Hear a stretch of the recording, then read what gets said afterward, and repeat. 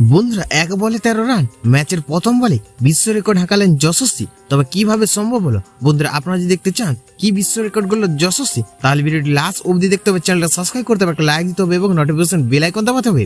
বন্ধুরা, জিম্বাবু এবং ভারতের মধ্যে 5 ম্যাচের টি-20 সিরিজ চলছে। রবিবার 14 জুলাই সিরিজের শেষ তথা পঞ্চম ম্যাচে ইতিহাস লিখে ফেলল ভারতের তরুণ ওপেনার যশস্বী জয়সওয়াল।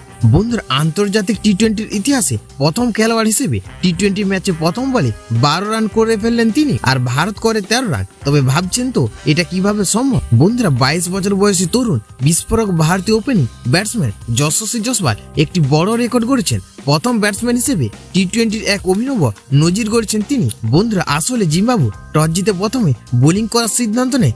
জিম্বাবুর হয়ে প্রথম ওভার করতে আসেন সিকান্দার রাজা। ইনিংসের প্রথম বলে নো বল করেন রাজা। বন্ধুরা, জয়সওয়াল সেই বলে একটি ছক্কা হাঁকান। বন্ধুরা, এই বল থেকেই হয় মোট 7 রান। এরপর ফ্রি হিট 6 মারেন যশস্বী। বন্ধুরা, স্বাভাবিকভাবে ম্যাচ এবং ইনিংসে প্রথম বলে 13 রান করে ফেলে ভারত, আর যশস্বী নিজে 12 রান করেছেন। বন্ধুরা, এদিন টিম ইন্ডিয়া 2 বছর আগে পাকিস্তানের নজির ভেঙে দেয়। 2022 সালে শ্রীলঙ্কার বিরুদ্ধে টি-20 ম্যাচে পাকিস্তানের ইনিংসে প্রথম বলে 10 করেছিলেন। বন্ধুরা, সেই রেকর্ড এদিন ছাপিয়ে গেল ভারত।